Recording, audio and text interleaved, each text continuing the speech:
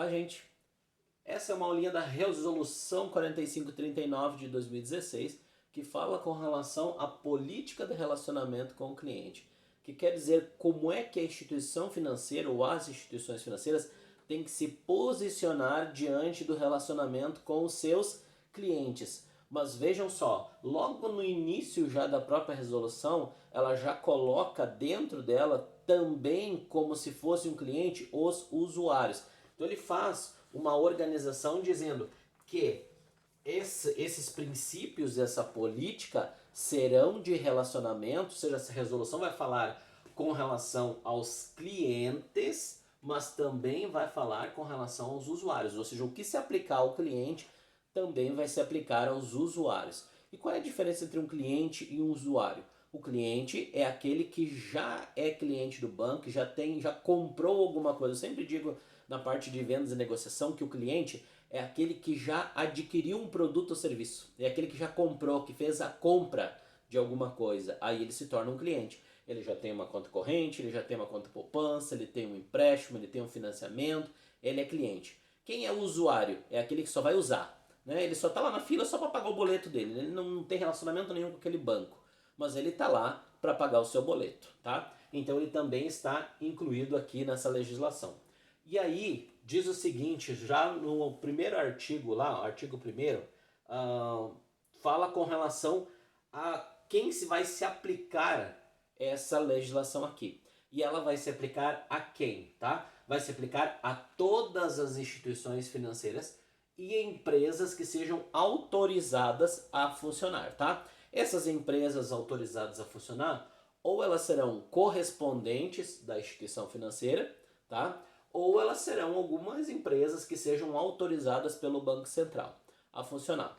Então, essas empresas, para quem é que vai se aplicar essa legislação? Para as instituições financeiras e empresas que sejam autorizadas pelo Banco Central. Tá? Agora, para quem não se aplica, tá?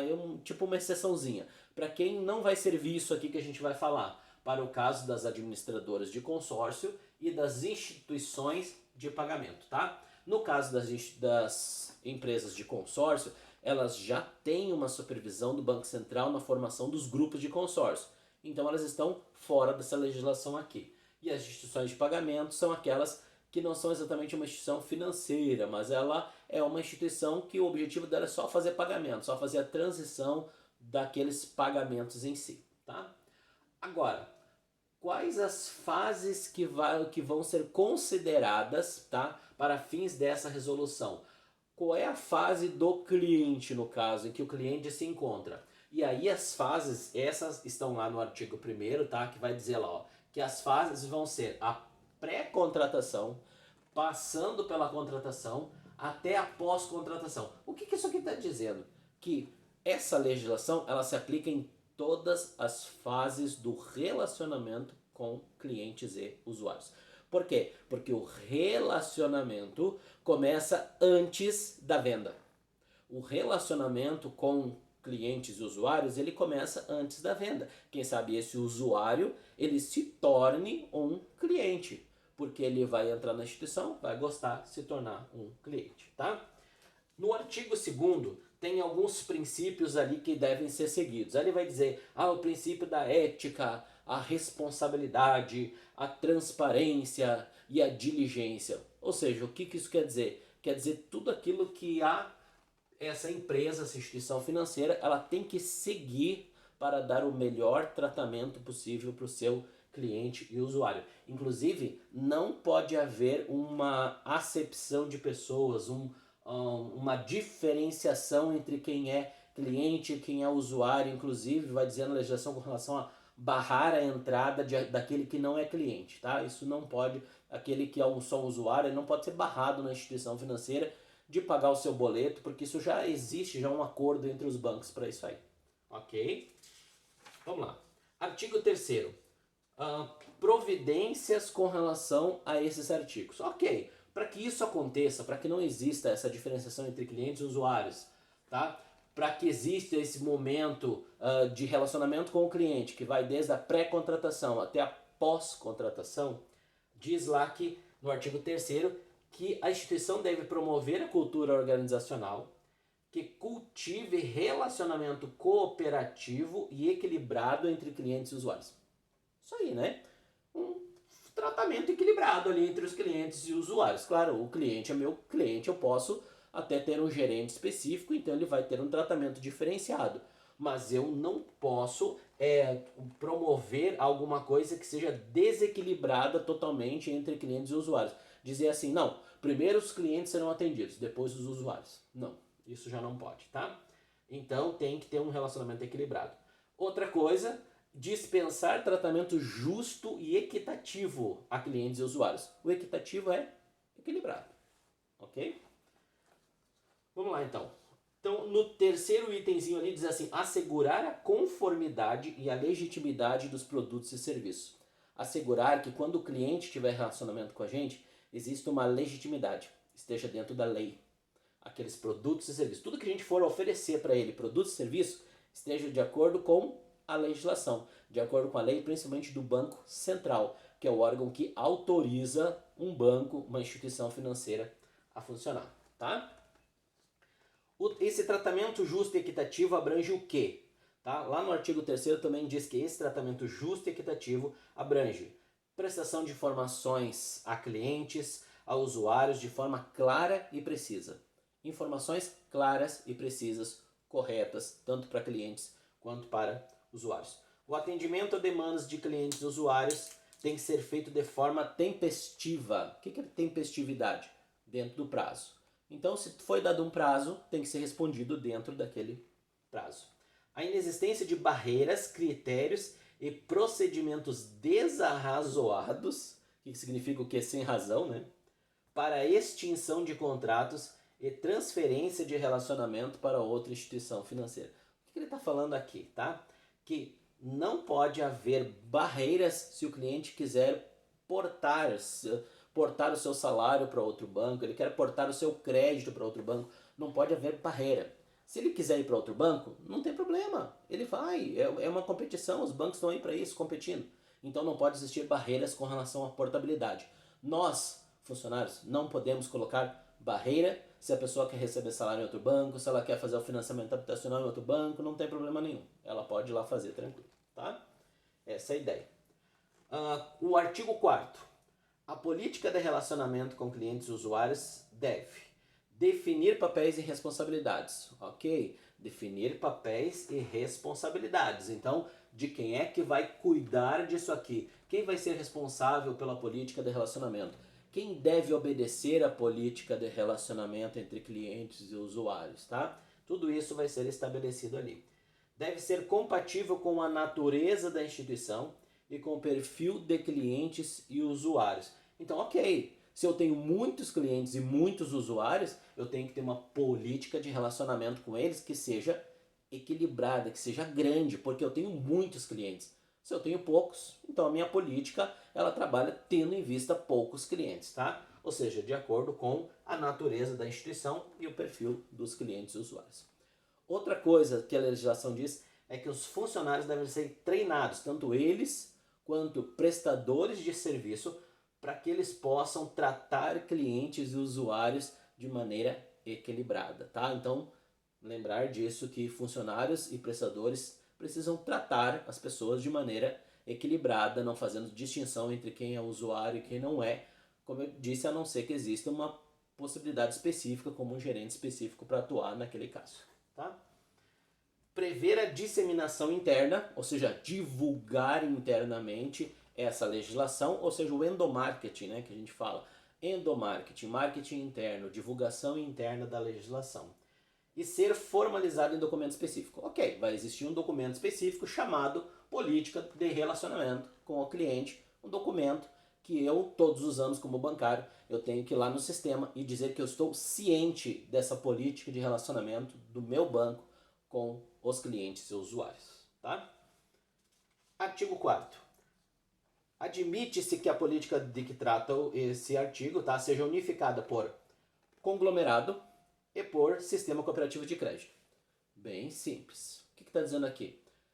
Cada empresa, cada conglomerado das instituições financeiras, aquela instituição que controla outras empresas, ela vai ter uma política de relacionamento. Não precisa fazer uma política de relacionamento para cada um dos bancos ou das empresas que esse banco adquiriu. Não, vai ter uma política em si de relacionamento com o cliente. Quando for um sistema cooperativo, que abrange cooperativas de crédito e bancos cooperativos, dentro de algum desse sistema, de algum órgão ali nesse sistema cooperativo, tem que ter uma política, alguém que crie essa política de relacionamento com clientes e usuários, tá? Então só precisa de uma dessas cooperativas ou o banco cooperativo em si ter uma organização nessa política de relacionamento com o cliente e o usuário, ok? As instituições, no artigo 5º, as instituições devem assegurar a consistência de rotinas e procedimentos operacionais. Olha só o que diz, vamos simplificar o negócio, né? O banco tem que assegurar uma consistência, uma confiança com relação aos seus procedimentos, com relação às suas rotinas, na hora da concepção de produtos e serviços, na hora que ele vai conceber, na hora que ele vai iniciar um produto ou serviço novo, ele já tem que ter esse ponto de vista aqui na mente, já tem que ter uma política de relacionamento com o cliente pronta, porque essa é a ideia de fazer um produto ou serviço novo, oferecer para o seu cliente, tá? Ou para aquele que pode ser cliente.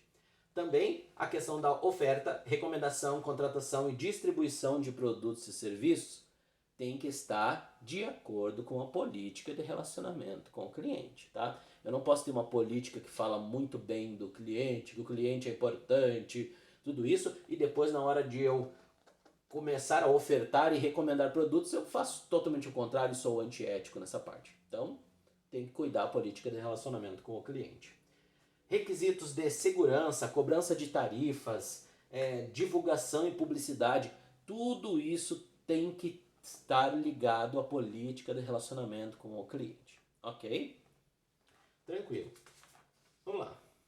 As instituições, então, devem assegurar ainda a consistência com relação à coleta, tratamento, manutenção de informações com clientes em base de dados, gestão do atendimento, mediação de conflitos, sistemática de cobrança, tá? Como assim sistemática de cobrança? Cobrar o pessoal que está devendo, né?